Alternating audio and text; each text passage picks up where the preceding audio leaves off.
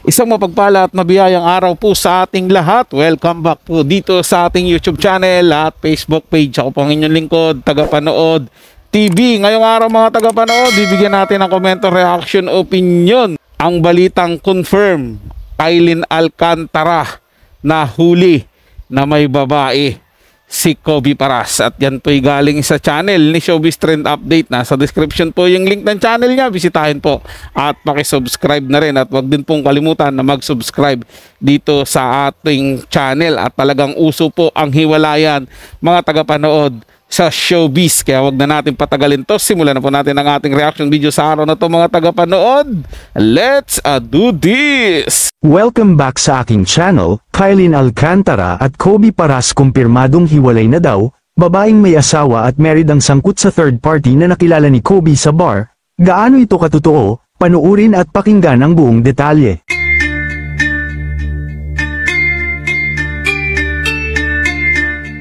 Marami nga ang nagulat sa balitang kumakalat ngayon patungkol sa magkasintahan na sina Kailin Alcantara at Kobe Paras, dahil mas matinding revelasyon pa ang naisisiwalat sa publiko patungkol sa totoong estado ng relasyon ng dalawa. Matatandaan na nauna nang ibinahagi ni Benji Paras na walang katotohanan ang breakup ng dalawa, at naturang fake news lang daw ito, dahil mismo siya ang saksi na okay pa si Kobe at Kailin at going strong pa rin. Gayunman marami ang hindi kumbinsido dito, dahil may usap-usapan ngayon na totoong hiwalay na daw ang dalawa. Gaano ba ito katotoo? Well, ayon sa ulat ng kilalang pahayagan ay hiwalay na sila, dahil sa pagkakaroon ng third party. Ito ay ayon daw sa kanilang mga reliable source na kinumpirma ang breakup ng celebrity couple. May mga naglalabasan din sa social media na nagkukumpirmang break na nga ang dalawa. At ang nakakagulat pa ay third party ang dahilan na nakilala daw ni Kobe sa bar na isang babae na may asawa na at kasal na rin. Totoo kaya ito?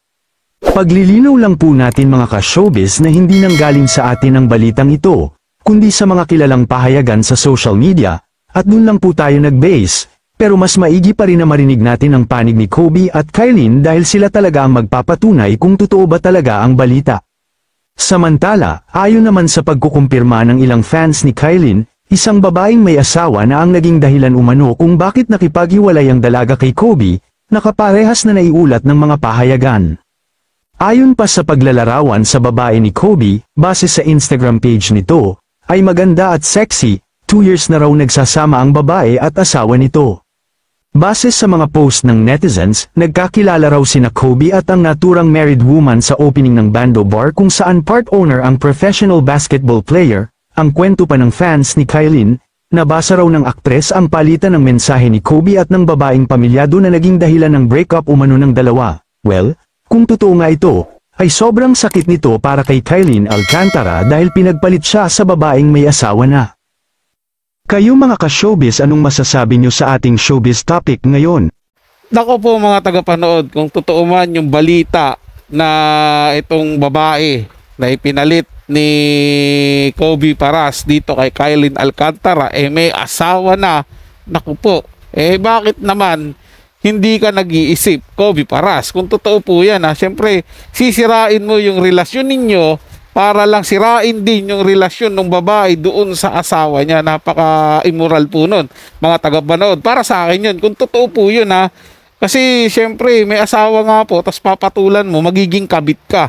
So napaka-immoral mo naman na meron kang girlfriend na single, tapos papatol ka sa isang may asawa. Yun ay kung totoo, mga tagapanood. Gayon pa man, sangayon po ako dito kay Showbiz Trend Update na dapat po ay marinig din natin yung mismong panig nila Kailin Alcantara at Kobe Paras. Malay mo naman kung hiwalay nga sila ng totoo, mutual understanding na nag-uusap sila, maghihiwalay sila, or sabihin na natin may third party nga, pero baka naman hindi sa may asawang tao, kasi napakasagwa naman po tingnan na ayaw mo sa dalaga at gusto mo doon sa may sabit na. Malaking problema po yun, mga tagapanood. Yun pa man, antayin na lang po natin kung ano po yung official statement talaga ni Kobe Paras at ni Kylin Alcantara patungkol po dito sa hiwalayan nila para mas malinawan po tayo bilang mga tagahanga nila o sumusubaybay po sa kanilang dalawa. So yun lang po mga tagapanood, ito ay komento at opinion lamang, wala pong personalan. Maraming salamat po sa inyong panonood at ingat po kayo palagi.